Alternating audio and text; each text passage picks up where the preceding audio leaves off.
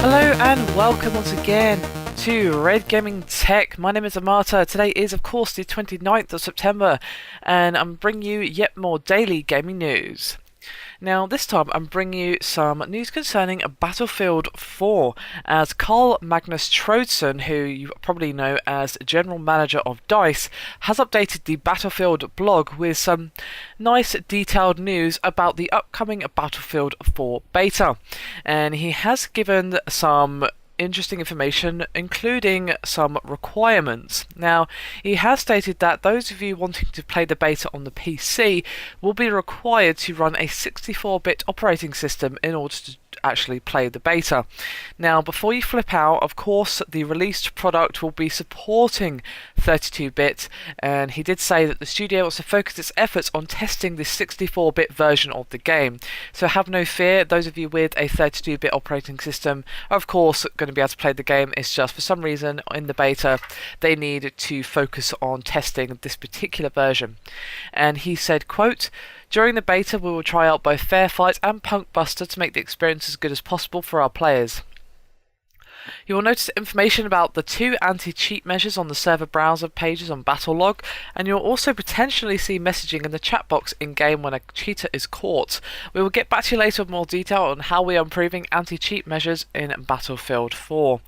Now, as previously has been reported, the beta will begin on October 1st for those who have either pre-purchased the Battlefield 4 PC Digital Deluxe Edition, or those who are a Battlefield 3 Premium member, and of course those who are a registered owner of a Medal of Honor Warfighter Limited Edition or Digital Deluxe Edition. However, all other gamers who do not own any of those particular versions can join the open beta on October 4th through October 15th. Now, the open beta will be available on Xbox Live, PlayStation Network, and of course, as you might expect, Origin as well.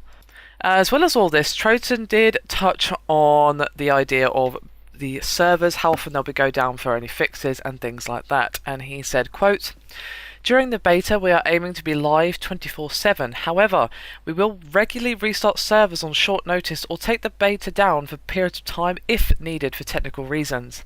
This is because we are still optimizing netcode, updating the dedicated server code, updating the server infrastructure, and doing database work." Now, he did also of course say that the gameplay is still being balanced, so you shouldn't be expecting a full-blown early demo of the product. The beta that is actually being released on October 1st for those of you who have pre-ordered those particular versions, this beta will be an older version of the game which is currently in production at DICE, and it has to be submitted for testing and certification before going live. Overall, the test will be focusing on the underlying infrastructure, server loads, matchmaking, server browsers, and game mode rotations when running at high capacity in the public. And he said, quote, "The data that we will receive during the beta period will be of great value to us. We are configuring the game for launch. Simply by joining the beta, you are helping us tweak very important details in the multiplayer components for our biggest and most ambitious game yet."